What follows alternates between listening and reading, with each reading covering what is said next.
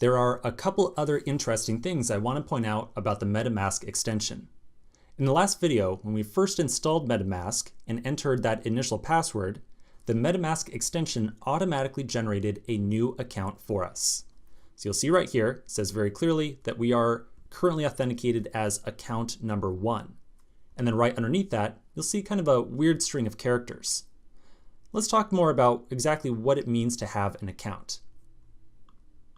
When MetaMask created an account for us, it created an account that has 3 distinct pieces of information: an account address, a public key, and a private key. These are the 3 pieces of information that constitute an account on the Ethereum network. The account address can be thought of as essentially being like an email address.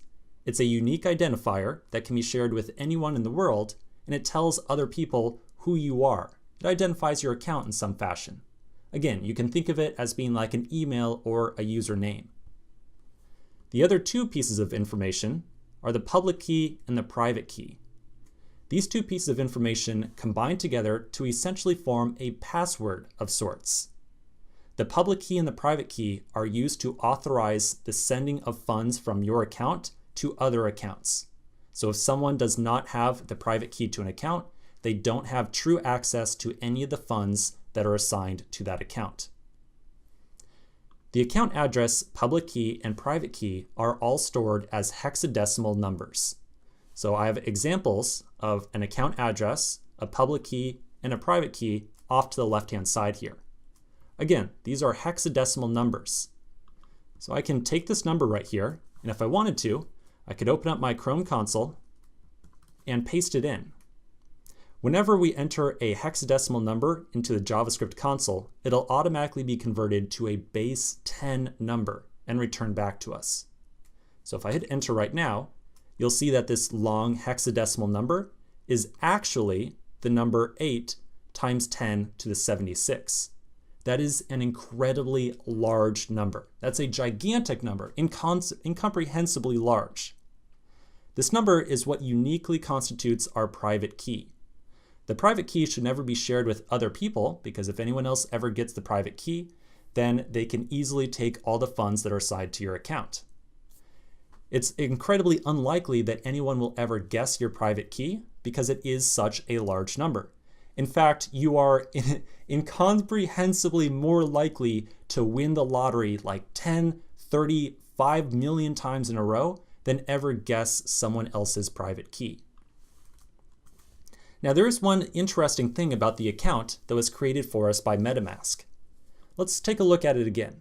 So here's my account number 1, and right underneath that, the string of characters that we see are the first couple characters of my account address.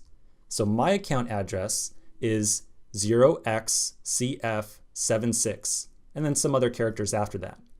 I printed out the full account address that was generated for me right here. So again, you'll see 0xCF76. So it's the same thing that you see right here.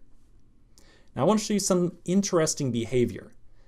I want you to think about, say, signing up for an email address at Gmail and then going over to Yahoo and signing up for an email address. When you go to those 2 separate services and create an email address at both of them, you are creating 2 distinctly separate accounts, right? Like those are 2 separate accounts. But in the Ethereum world, one account is used across all different networks that we ever interact with.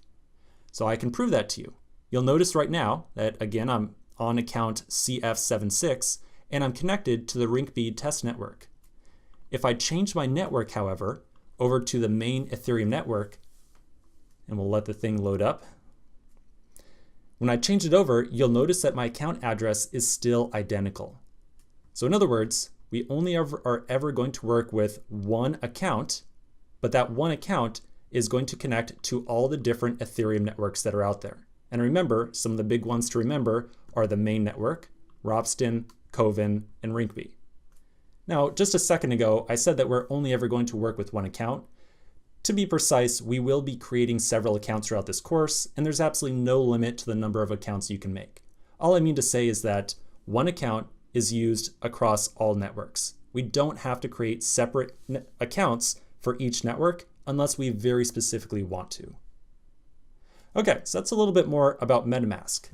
So we've got a better idea of exactly how we get identified and how we connect to different networks that are publicly available. I'm sure that you still want to hear a little bit more about how we send and receive Ether tokens, however. So let's take a pause right here. We're going to continue the next section, and we're going to get a little experience with sending and receiving Ether tokens. So I'll see you in just a minute.